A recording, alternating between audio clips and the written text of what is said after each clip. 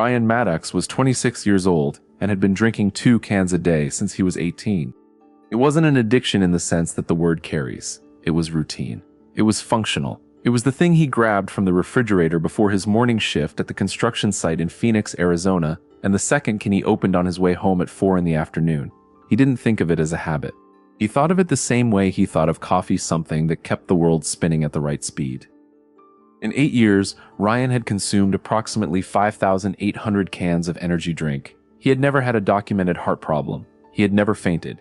He had never felt anything that made him stop and ask if this was right. On a Thursday night in September 2022, Ryan was sitting on the couch watching American football. He had drunk his second can of the day 2 hours earlier. At 9:14 p.m., he told his girlfriend that he felt his heart beating strangely. At 9:17 p.m., he collapsed. She called 911 at 9:18 p.m. The paramedics arrived at 9:24 p.m. Ryan was in ventricular fibrillation, the chaotic rhythm in which the lower chambers of the heart quiver uncoordinated, unable to pump blood, producing clinical death within minutes. He was resuscitated. 3 shocks from the automated external defibrillator. 14 minutes of documented cardiac arrest. Ryan survived. But before revealing what cardiologists found when they examined Ryan's heart and what was inside the cans he had consumed 5,800 times, you need to understand the number that most people who drink energy drinks have never seen. 320 milligrams. That's the amount of caffeine in a single 473 milliliter can of certain popular American energy drinks, more than double what the FDA considers acceptable in a cup of double espresso, and equivalent to approximately 3.5 cups of filtered coffee delivered to the cardiovascular system in a matter of minutes, not over the course of a morning. Ryan drank 2 cans a day. 640 milligrams of caffeine daily, above the 400 milligrams limit that the FDA considers safe for healthy adults, delivered in a time window that makes all the biological difference between safe dose and critical cardiac load. But caffeine isn't alone in those cans. And what's with it? In what quantity, in what combination, and what that combination does to the heart's electrical system in individuals with genetic variants that no routine test detects is the mechanism that Ryan never knew existed. And that will change the way you read the label on your next can before opening it. But before the mechanism, and the mechanism is disturbing in its precision, there's a question Ryan's cardiologists asked the week after the event that his girlfriend has never been able to get out of her head. Did you know he had this? She didn't know. Ryan didn't know. And the answer to that question will recontextualize everything you thought you understood about what was inside the cans he opened 5,800 times. 23,000. That's the number of American emergency room visits in 2022 associated with energy drink consumption, according to data from the Substance Abuse and Mental Health Services Administration, SAMHS. Not mild anxiety. Not tremors. Documented emergency room visits, arrhythmias, acute hypertensive episodes, seizures, syncope, cardiac arrest. And the age group with the highest concentration of these events isn't teenagers. It's adults between 18 and 34 years old, exactly Ryan's age range, who consume energy drinks as part of a work and exercise routine that the industry has constructed to seem completely normal. The American energy drink market generated $21.5 billion in 2022. It's the fastest growing beverage category in the United States for a decade straight. And it's the category with the least specific regulation of caffeine content, because energy drinks have historically registered as dietary supplements rather than beverages, escaping the caffeine limits the FDA applies to soft drinks. Cola has a regulatory limit of 71 milligrams of caffeine per 340 milliliters. Energy drinks have no federal caffeine limit.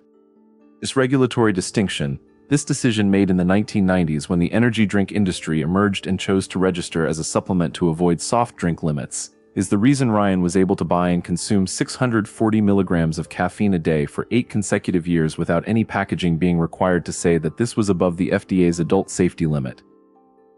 The label said, not recommended for those under 18 years of age. It said nothing about the adult safety limit that was already exceeded with a single can. But caffeine is just the beginning. Because what happens inside Ryan's heart when caffeine arrives in high concentration, especially in combination with the second compound that's in every energy drink can, and that nobody mentions, is the mechanism that no energy drink advertisement will show you. And you'll understand in the next few seconds why Ryan specifically was at risk and didn't know it. Taurine. Every can of energy drink contains between 1,000 and 2,000 milligrams of taurine, a sulfur-containing amino acid that the body produces naturally and that, in physiological doses, plays a modulatory role in cardiac function. Manufacturers cite studies showing that taurine alone has a protective cardiac effect. This is true. What manufacturers don't mention is what happens when high doses of taurine are combined with high doses of caffeine in the same cardiovascular system at the same time. In 2019, researchers at the University of the Pacific, led by pharmacologist Cynthia Vitale, published in the Journal of the American Heart Association the results of a study that had monitored the cardiac function of 34 healthy adults before and after consuming a single can of high-concentration energy drink. The data showed that the QTC interval, the electrocardiographic parameter that measures ventricular repolarization time, the period in which the heart recharges between beats, had increased by an average of 10 milliseconds after consuming the drink. 10 milliseconds seems insignificant. It is not. QTC prolongation is the electrophysiological mechanism that precedes torsades to pointes, the polymorphic ventricular arrhythmia that degenerates into ventricular fibrillation. Ventricular fibrillation is what Ryan experienced at 9:17 p.m. on a Thursday in September. In QTC prolongation above 500 milliseconds, a well-established threshold in cardiology, is associated with a risk of sudden death that the American Heart Association classifies as clinically significant. Vitale's study was not conducted on people with pre-existing heart conditions. It was conducted on healthy adults. Volunteers with no cardiac history, people who, by routine examination criteria, were fine. Exactly like Ryan. But there was something in Ryan's heart that no routine examination had found, because no routine examination had been ordered. And that's what the cardiologist found the week after the cardiac arrest, when he finally looked at Ryan's heart with the right instruments. The cardiologist who took on Ryan's case at Banner University Medical Center in Phoenix was Dr. Elena Vasquez, 38 years old, a specialist in arrhythmia and sudden cardiac death. She had seen 32 cases of cardiac arrest in young people in the last 4 years. 8 of them involved consumption of energy drinks in the hours before the event. On Ryan's echocardiogram, Dr. Vasquez found something. Not the dilation or hypertrophy one would expect after 8 years of cardiac overload. She found a structural variant, a slight asymmetrical thickening of the ventricular septum that qualified as subclinical hypertrophic cardiomyopathy. Not clinically significant on its own. Asymptomatic. Undetectable without echocardiography. And not listed in any of Ryan's medical records, because no echocardiograms had been ordered in the previous 26 years. Subclinical hypertrophic cardiomyopathy is the structural heart condition most frequently present in cases of sudden death in young American athletes. It is genetically inherited. It is asymptomatic in most carriers. And in carriers who regularly consume compounds that prolong the QTC interval, such as the combination of caffeine and taurine in high concentrations, the risk of a fatal arrhythmic event is demonstrably higher than in the general population.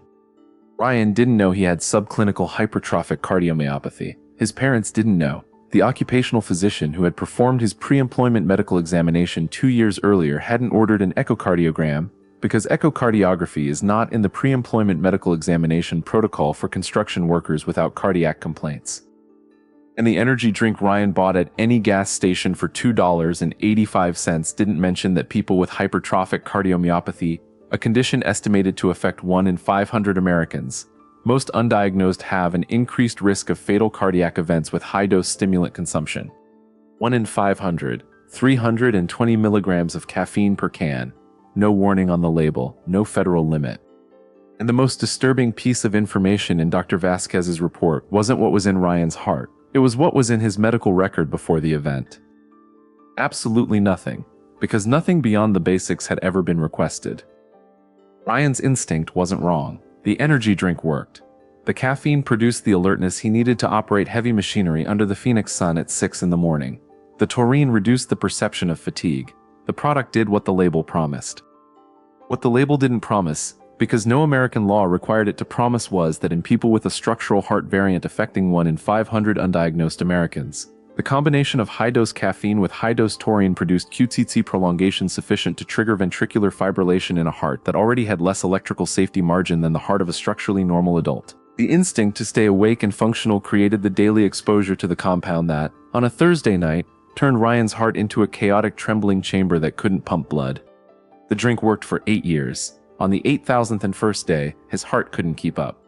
What American medicine learned from Ryan Maddox, from Vitale's data in the Journal of the American Heart Association, from the 23,000 emergency room visits documented by Sam Say in 2022, and from the 32 cases that Dr. Vasquez had treated in the previous 4 years, is that the combination of the absence of a federal caffeine limit in energy drinks, the absence of mandatory warnings for those with heart conditions, and the absence of routine cardiac screening in young adults creates a window of risk that the $21.5 billion industry has no incentive to close on its own. What Ryan never received was an echocardiogram. What no packaging communicated was the safety limit that 2 cans a day exceeded. What no occupational health protocol required was that the pre-employment medical examination of a 24-year-old worker include a cardiac evaluation beyond blood pressure and basic auscultation. Ryan now uses an implantable cardioverter defibrillator, a device the size of a deck of cards under the skin of his left chest, with electrodes in the right ventricle, programmed to detect ventricular fibrillation and deliver an internal shock if the chaotic rhythm returns. He no longer drinks energy drinks, not because they are prohibited, because he now knows that his heart has a non-negotiable margin. The defibrillator inside Ryan's chest cost $42,000. The can that triggered the event cost $2.85. It can cost $2.85. The defibrillator cost $42,000. The difference between consuming energy drinks that produce the desired alertness effect and consuming them that trigger ventricular fibrillation is not the amount you drink on a single exceptional day. It's what's in your heart that you don't know is there, and whether what's there has room for what you're putting into it every day. First, if you regularly consume energy drinks, more than 3 times a week and have never had an electrocardiogram (ECG), other than those performed in an emergency room for another reason, ask your doctor for a resting ECG with QTC interval analysis. The test takes 5 minutes. It costs less than $50. And it directly measures the electrophysiological parameter that Vitale's study documented as altered by energy drink consumption. Second, if you have a family history of unexplained sudden death, fainting during exercise, or a cardiac diagnosis in first-degree relatives under 50 years of age, ask for an echocardiogram. Not because you necessarily have subclinical hypertrophic cardiomyopathy, but because this is the condition most frequently present in cases of sudden death in young people and is most often undiagnosed because it is not sought. Third, the FDA's safety limit for caffeine in healthy adults is 400 milligrams per day. Read the label of the energy drink you consume and add up the caffeine in each can. If 2 cans exceed that limit, and in many popular brands, a single can already approaches it, you are consuming above the established safety threshold for adults without heart conditions. For those with undiagnosed heart conditions, that threshold is lower. You don't know if you are one of them unless someone has asked you. Ryan discovered he was one of them at 9:17 p.m. on a Thursday in September, with 14 minutes of documented cardiac arrest and a defibrillator that will live on his chest for the rest of his life. The test that could have changed that costs less than a month's worth of energy drinks. But energy drinks aren't the only product that the absence of a federal stimulant limit has allowed to reach the American market with doses documentedly above the safety threshold for population subgroups who don't know they are at risk. In the next video, pre-workout powders with concentrations of beta-alanine, synephrine, and caffeine that the FDA has received reports of serious adverse events and that continue to be sold freely while the regulatory review process takes years. The gym can be where the risk begins, and the label won't warn you about it.